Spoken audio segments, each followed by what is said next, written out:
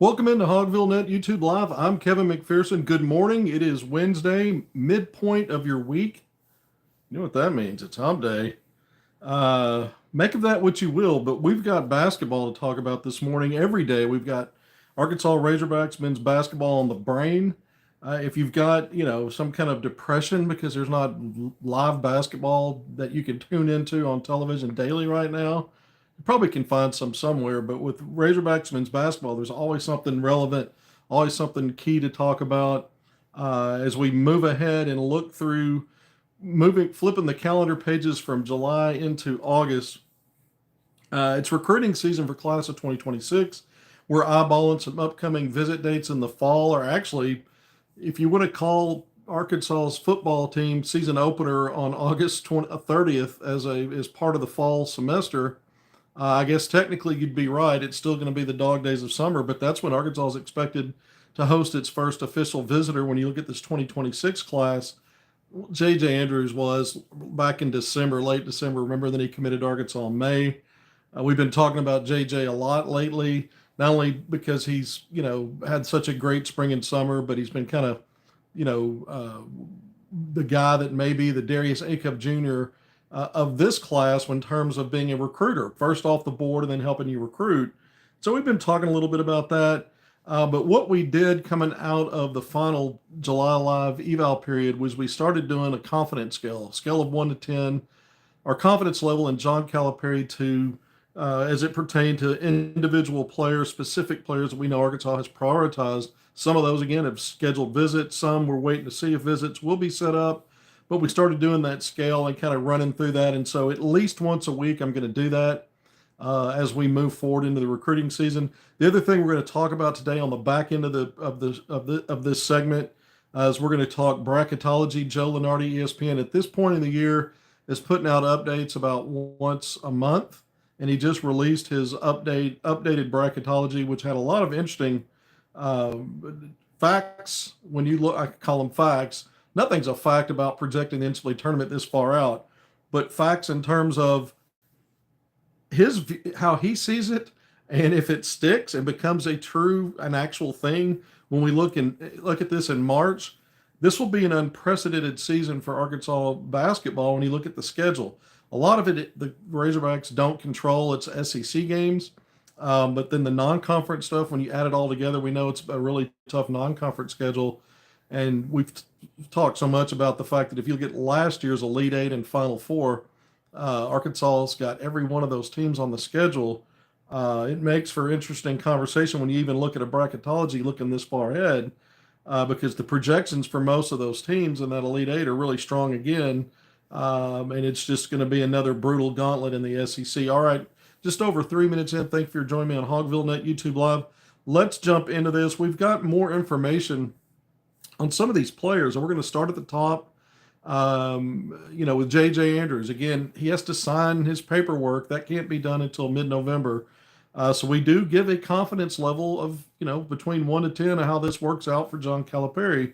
And because I'm not absolute about anything, we're still static here, no change. 9-point infinite nines after the decimal is about as good as you can get without being a 10 out of 10. And J.J. Andrews, we've talked about it and the recruiting aspect of it, putting out the tweet, lock in, and he tagged Ariyan Diani with that tweet a few days ago. And then we'll see, we talked about this a lot. Will he be on campus for some of these visits, including Diani's and guys like Jordan Smith Jr. in September, late September, followed by Tay Kinney. So we're going to go through our confidence level on each one of these guys. Again, J.J. Andrews, we maintain that 9.999. Jordan Smith Jr., this is another one where I'm still static for now. 6.5. That was an improvement from a 5, just kind of flatlining there, right in the middle. But once we saw his visit date announced for Arkansas, that again, September 20th through the 21st, that's a weekend where the football Hogs are not on campus. And we've seen this staff recruit this way. Last year, I think it was Mika Miran was the first fall visitor in late September, same month, and there was no home game that weekend. So we just keep our eyes on the Jordan Smith Jr. situation. But here's some interesting things to go over since we've last talked about this. I'm holding steady to 6.5. This could change in either direction. Couple of things. The other publicly known visit that's upcoming is Kentucky the weekend. I think it's October 10th through the 12th, which is Big Blue, whatever madness, whatever they're doing up there. And so we know those are the two visits. Prior to that, in the past, he's taken visits to Duke, Louisville. Now, the dad told me, and you remember this, when we announced the visit date, he also told me that that's it. We're not scheduling any more visits. But the player, his son, Jordan Smith Jr., I think went on the record a few days after that, bringing up other places that they might visit, talking about Georgetown. Well, the dad said they've been on that campus a million times. It's in their backyard. They're out of Fairfax, Virginia. It's right across the street. But maybe taking an official visit there. Syracuse and Indiana, I think, were the other two. Um, but what's interesting about this is the Kentucky visit that's set up for October 10th through 12th. That coincides. It overlaps with Team USA Junior National Team mini camp. There's typically at least twice a year in the spring and then in October. And I think the dates for that mini camp are October 11th through 13th. Now, there's no guarantee that Jordan Smith Jr. is going to participate in that. But remember, he's been a big part of Team USA Junior National play, including helping win that under 19 FIBA World Cup just a few weeks ago. It was a starter, the only starter out of that 2026 class, started every game. So I just wonder, is he going to skip the camp? I mean, I don't know the answer to that. Or would he move out a Kentucky visit date and change that at some point if he wants to attend that camp? Just something to think about. When I saw those dates, I was like, that's interesting. Let's see what plays out there. The other thing is, if he does schedule some of these other visits, what he's talked about, does that change my confidence level in what Calipari can do? Maybe it lowers it a little bit. But for now, looking ahead and knowing from my sources that Arkansas is in a group of two or three, Duke and Georgetown being the other two. We've mentioned the dad's telling me that Georgetown's going to be a major player, that they've told other coaches that. You hear other talking points and coming from different people. It's really Georgetown's not really in it. Probably Arkansas or Duke or one of those two. But the interesting thing is one of the national recruiting analysts, Sam Lance over at Zag's blog, recently put out a prediction for Georgetown for Jordan Smith Jr. Doesn't mean that that's accurate. Doesn't mean that that's what I believe today. We're just saying that anybody that's poo-pooing Georgetown in this discussion might want to rethink that. At the end of the day, it doesn't mean that Calipari wouldn't win out going up against Ed Cooley in recruiting. John Shire's another thing with Duke, the way that program recruits. And I've mentioned several times, I've had other sources kind of consistently say they think it'll be Duke. I revisited one of those on Monday, and we just talked about it again. And the opinion from that source is still that, Duke is probably the team that's in the lead, has been in the lead, and at the end will probably end up getting him. That's another opinion. I've got the high major assistant coach that's on the record saying that Calipari has real momentum with Jordan Smith Jr., and if Arkansas is not in the lead, he's not sure who would be. And then recently followed up, and we talked about it on one of these segments, that the Jordan Smith Jr. camp, dad, whoever's involved in there, are beyond impressed with, beyond aware of, but infatuated with Calipari's track record, developing players, especially backcourt players, trusting his freshmen to put them out on the court and keep them out there, and the trust and rolling with big roles with incoming freshmen, particularly backcourt players as of late. So, and then also that his camp was pleased with how Calipari's already gotten his 2026 class off to a great start with J.J. Andrews.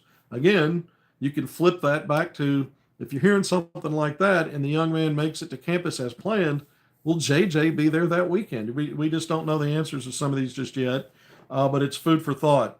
So going through all of that, those are some updates. Again, one national analyst now projecting Georgetown, and then updating a couple of my sources in the last few days. Again, it's kind of the same stuff. You could, it's like spin the bottle with any three of those teams right now with some of these different folks you talk to. No clear direction, but I still have it beyond the midpoint. I went from a 5 to a 6.5 just because I believe that much in John Calipari once he gets players on campus. Now we need to see this visit play out like we think it will, and then we wonder about that Kentucky visit as well. Just as a reminder, as we move on to the next part here, with Jordan Smith Jr. still at a 6.5. I've actually moved on Ariyan Diani. We were at a 6. I brought it back to a 5.5, but because of the J.J. Andrews tweet and tagging him about lock in, and that was referencing the upcoming visit for the weekend of August 29th to the 31st. Again, the football Hogs, it's the season opener, and it'll be at Reynolds Razorback Stadium against Alabama A&M. His guardian had told me, we're going to go to a basketball practice and attend that game. That's the plan. He brought up the chemistry between his guy Diani and J.J. Andrews during NBPA Top 100 camp when Arkansas's entire coaching staff was there. We know Arkansas and the coaches have made a priority of all of these guys, by the way, when you look at spring and summer and who they were courtside to see. Great to see another sunrise. Have a great day. Same to you. Thank you for the comment. But we know the priority. These guys are priorities. But I'm going to move off the 5.5, and this may sound like comedy, but I'm going to go a decimal point higher, 5.6, on my confidence level that Calipari can get this done. That's a different statement than saying Arkansas is in the lead. I'm not there yet. I think maybe Houston is. We've talked about Houston, UConn, kind of as the two to mainly keep an eye on. Ariyan Diani, the player, not the guardian, the player told me yesterday or the day before, maybe it was Sunday, I forget. I forgot to mention it on one of these episodes, and I put it in the comments after. He personally told me that he had a visit scheduled for Houston and SMU this week, but he wanted to make sure I understood those were unofficial visits. So they're unofficial visits. Doesn't matter. He's going to be on their campuses. And if you look around at some of the national recruiting analysts, some of the ones I talked to, they think maybe Houston's in the lead here, and that something could go down really fast. Well, the Guardian has told me this, and I've seen him on the record with other national recruiting analysts in some of their articles and content, that they really want to get 5 to 7 official visits set up that run through September and October. So either that's a smokescreen, and this is going to shake out a lot faster, or that's the true intent. I remember he told me one of the things they were wanting to do, they were going to have once the live recruiting period opens back up, September 3rd. Last year it was September 4th, and that's when coaches can go back out, go on campuses, go do in-homes, whatever, that they wanted to wait even to put their full list of visits out until they started getting some teams, head coaches at Iowa United Prep on their campus. And so we'll see which is true. Is this really moving on a fast track?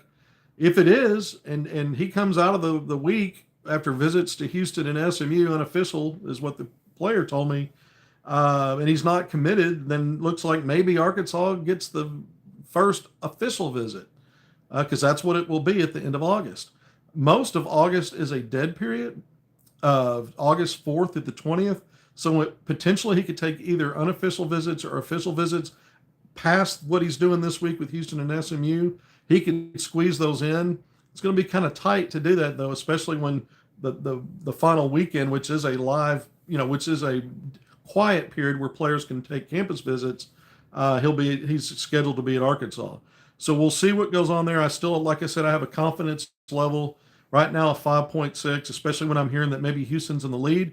Doesn't mean that I believe that that's how it ends, but for now, that's where it is until he actually makes it to campus and we can have a different viewpoint on that. And again, this comes down to, and there are other teams involved. There are other teams that are on him. Kentucky, we've talked about that and the relationship with Mark Pope's wife being the sister of the head coach of Iowa United Prep. Damon Archibald is his name. Her name's Leanne Archibald Pope. But yeah, so we'll see with Kentucky. Kentucky is among a group of teams that are now on a player that is a big man that I've been burning the phone lines up with other of the national recruiting analysts, Sayon Keita, a big man in class of 2027 that's going to reclass to 2026.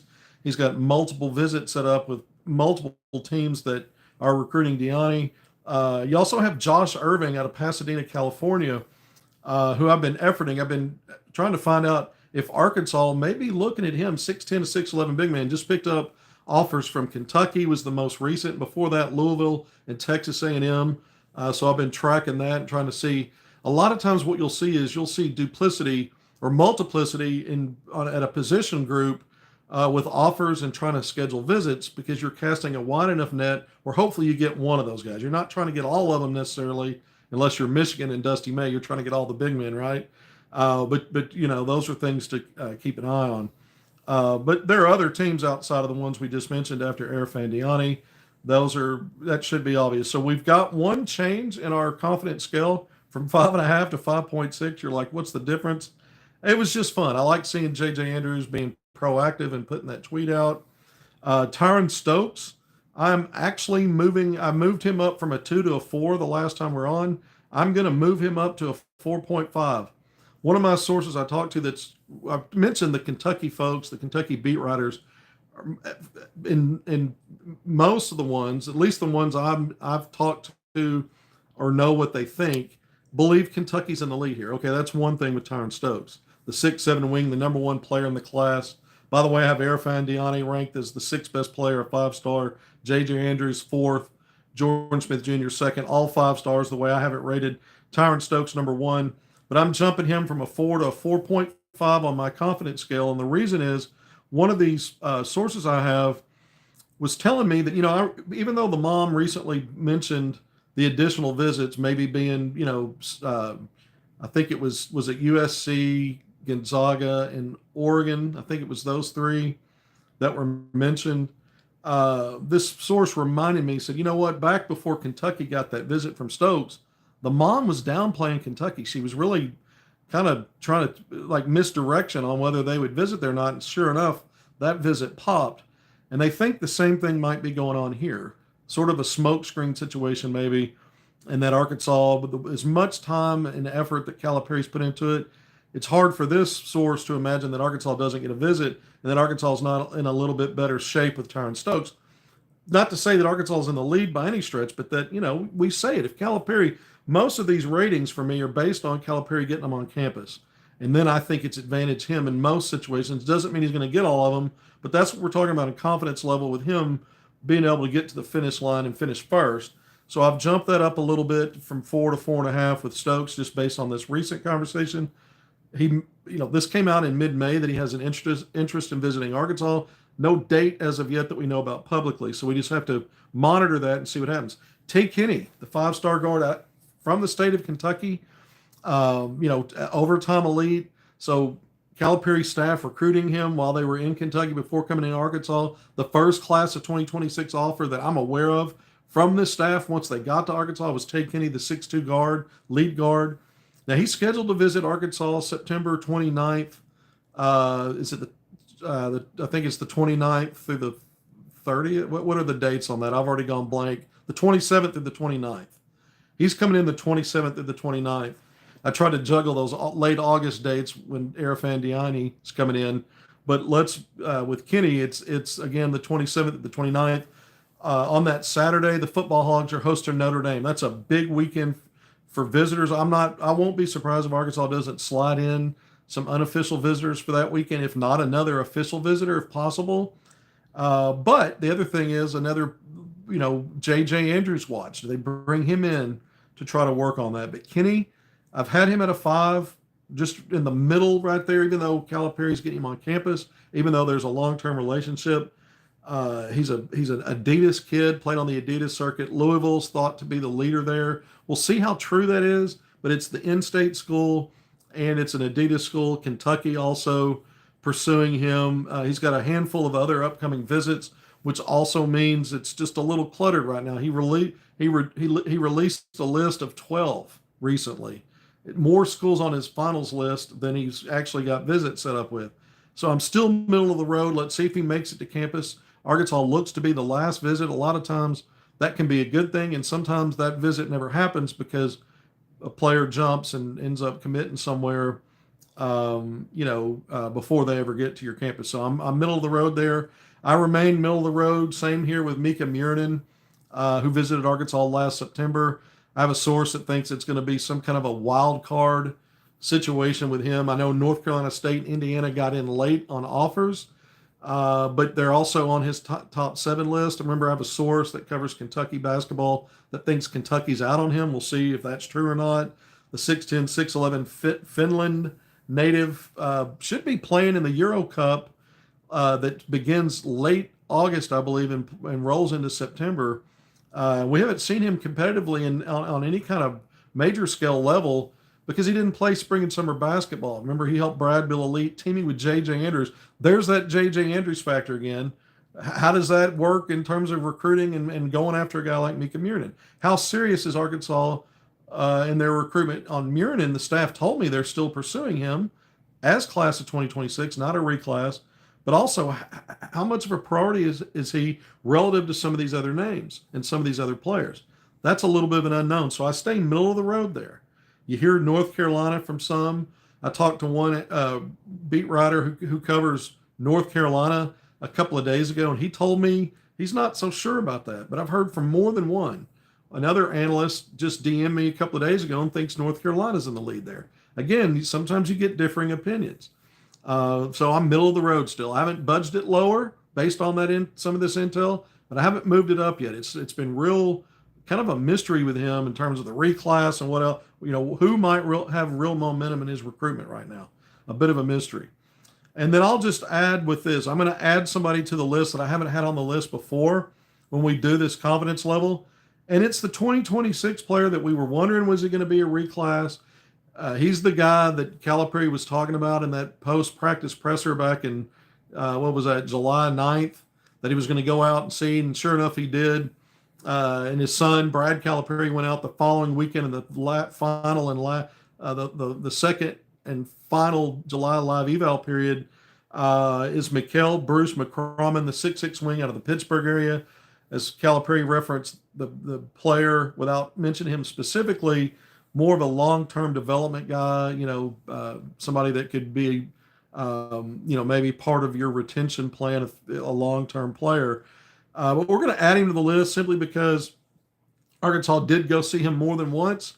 It looks like he's going to remain class of 2026, so I'm going to include him in here. And I'm going to be middle of the road again, kind of vanilla right now. And the only reason I am is because I'm not, until I feel certain that Calipari's going to green light adding this player for that kind of role, until I feel like I know that that's going to happen, I'm just going to leave it middle of the road. So it's more about what Calipari wants to do here and less about some other opportunities for the player. Now, Pitt, the hometown school, ACC, high major, is showing some interest. I don't know the level of that interest, and some other lower D1 programs as well. But I'm adding him to the list and putting a 5 on that. So there were some updates there. I did make some changes in some of that, and some of it was remained static. But we tried to, as we brought these confidence scale ratings, throw in the newest information to kind of give some, support as to why I am where I am on those scales. All right, let's jump into the bracketology. Joe Lenardi, thank you, by the way, for being here with me this morning. Kevin McPherson, once again, bringing you HogvilleNET YouTube Live on Wednesday, July 30th. We're almost out of July days, aren't we? Tomorrow wraps it up, and then we move right into August at the end of the week, August 1st. So let's get into Joe Lenardi's. Right now, he's doing them once a month. At some point, he'll pick this up. We get closer through the preseason move. He'll probably do them twice a month, and then at some point it'll be once a week, and then after that it'll be twice a week. He usually does them Tuesday, Fridays once the season gets going. But right now we get them once a month. But it's interesting because each month he's moved Arkansas back and forth from a 4 to a 5, and now he's bumped them back up to a 4 seed. So that's, he's been back and forth on that. So that was the one thing you notice when you look at it. The other thing I noticed is he's got 14 SEC teams projected in. Well, that was a record last year. The SEC, the strongest conference in college basketball, but probably the strongest conference ever in college basketball. And 14 of the 16 teams made it to the big dance. You had one automatic qualifier, the winner of the SEC tournament. That was Florida, who went on to win the national championship. And Florida would have been right an automatic qualifier as a 1 seed anyway. But you had 13 other SEC teams get at-large bids. Well, the projection right now, Lenardi sees it the same way. The SEC is going to get 14 teams in again. And so that would if that happened, obviously that would match the all-time high in college basketball. And we've said for a while we expect the SEC to be the strongest conference in college basketball once again. We don't know if it'll be quite as good as the league was last year, but it would still be the best. I mean, Lenardi's saying he feels the same way. This is what it tells you. Now, here's what's also interesting. Arkansas's non-conference opponent, Houston, that's December 20th at the Barclays Center in Brooklyn, New York. It's right before you really jump into SEC play. I don't know if it will truly be the final non-conference game, but it's right there toward the end. Houston, he has as the number one overall seed. So Arkansas is going to play what is projected by Lenardi, and he does a good job. You know, he's really good with this stuff. No one's perfect. When the dust settles, he won't be pristine with every projection, but it'll be pretty close. But right now, this far away from it, he sees Houston as the number one overall seed. Duke as a one seed. Arkansas plays Duke on Thanksgiving Day, November 27th in Chicago. That's a night game televised nationally by CBS. Last year, the Arkansas-Illinois game, also televised mid-afternoon. I think it was a 3 o'clock start on Thanksgiving Day. Right in the middle of feast week, so many big matchups going on. That Arkansas-Illinois game, I think, was the highest rated televised college basketball game since 2008. At least that's what Calipari says. So maybe that's true. But he thinks the Arkansas-Duke game will be the number, will surpass that. Probably will. But Duke's projected as a one seed. Florida, who most will project and predict as the preseason SEC pick to win the SEC this time around. You know, Auburn won the SEC regular season last year. Florida beat Auburn on its home court late in the year, then won the SEC tournament, then won the national tournament. You know how that went. But Florida this time around will be projected preseason to win the SEC, also projected by Lenardi as a national one seed in the NCAA tournament. So Arkansas then, based on Lenardi's projections now, and we know Arkansas is going to play at Florida in league play this year because the conference has released the home and aways, the home games, and then the away games. So all of that, and Florida will be a road game. So Arkansas gets Houston, Duke, and Florida, three of the projected number 4 seeds by Lenardi. All of those games will be away from home, two at neutral sites, one a true road game.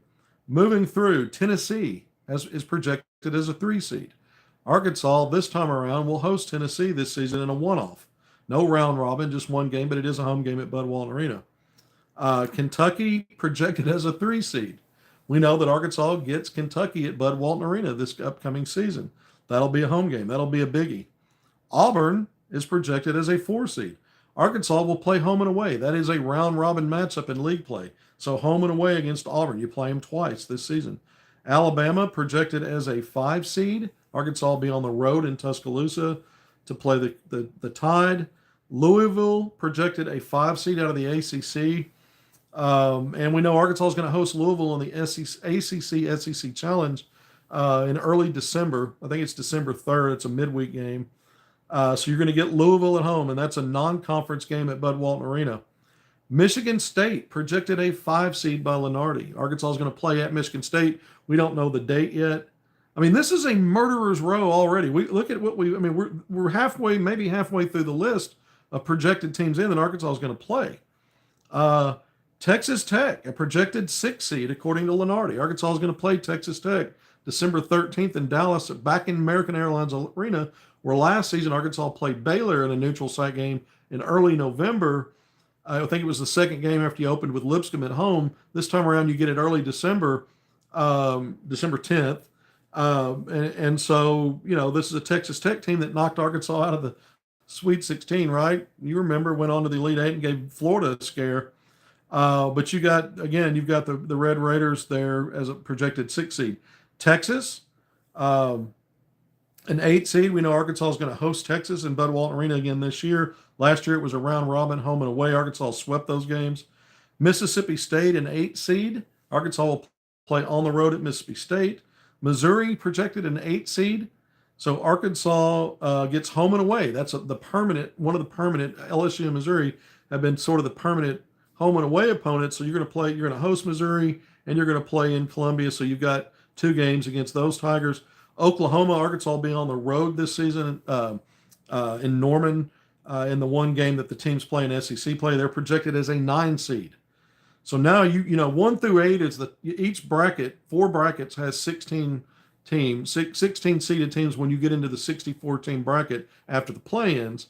So you have 16 teams that are seeded 1 through 16 in each bracket.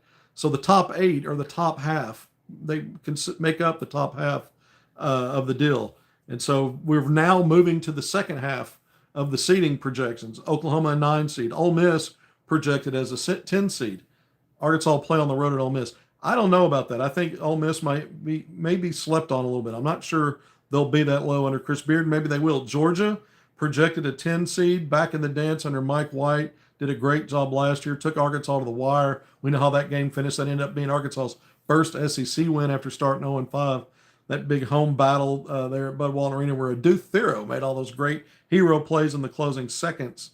But Georgia projected 10 seed. Again, Arkansas will be on the road to face those Bulldogs. Vanderbilt a projected 10 seed. Arkansas will host Vandy this year after beating Vandy on the road late last year. And Texas A&M is projected new coaching staff, projected as a play-in 11 seed. So there it is. When you look at how the dust settles here, we've been saying for a while this is arguably Arkansas's toughest schedule ever. When you look at the non-conference plus the SEC, it's going to be hard to argue that it's not. But just going back and reviewing this from just kind of looking down on it, Hogs will play 3 of the 4 1 seeds. When you look at the top half of seedings for each bracket, again, 16 seeded teams, 1 through 8 are the top half, make up the top half. The higher seeded teams, the better teams. Arkansas plays 15 games against teams that are projected to be an 8 seed or better. Again, 3 of the 4 1 seeds, 15. So you play 31 games. Basically, half your schedule are against teams that are projected to be top half of the NCAA tournament. That's wild. And then you've got a total of 20 games versus 18 high majors that are projected to go to the NCAA tournament. So 20 of your 31, basically 2/3. And this is why I think Arkansas's scheduling was aggressive. You could have a losing record. I mean, God forbid that happens again. Arkansas's got a track record now, losing records in SEC play spanning 3 consecutive years. You want to break that. But if for some reason you don't, you know, 6-12 in this schedule, against this schedule, 6-12 in league play, if you pick up some quality wins in the non-con, I mean, we don't want to go there and project. We're not predicting that for Arkansas. I've got Arkansas projected top of the league right up there with Florida. And again, I'm going to do an SEC power rankings. I'm going to do that once we get into August. I'm going to do that pretty soon. So I don't project Arkansas to have a losing record in league play. But the point is, the way the schedule's set up, Arkansas is going to be an NCAA tournament team, even if it likely has a losing record in league play. Again, bringing that up sounds kind of weak when we're thinking Arkansas is going to be better than that, but we've thought that before, and that's how it played out. But it is a brutal schedule, and, just picking through it again, we're in late July, and you say, why are we talking about a bracketology? Because they put them out, and we're talking about basketball every day, and we know what these teams have put together in terms of their squads, how they retooled and rebuilt, who they brought back, what did they do in recruiting and on the high school level. Who are the coaches at some of these programs that consistently, whether they turn over a lot or not, are consistently good? I mean, these are things that's valid to talk about now, and that's why we do it. All right, 33 minutes in. Thank you for joining me on HogvilleNET YouTube Live. I'm going to sign off. Anything important breaks today, I'm going to jump in and we'll do another live. If not, probably be tomorrow. Sure, we'll be back on tomorrow. I want to thank everybody who dials in, who tunes in, for being here. If you haven't done it already, please hit subscribe, like, and share. That helps us out. But until next time, I appreciate all of you. Take care of yourselves. Be good. We'll see you soon.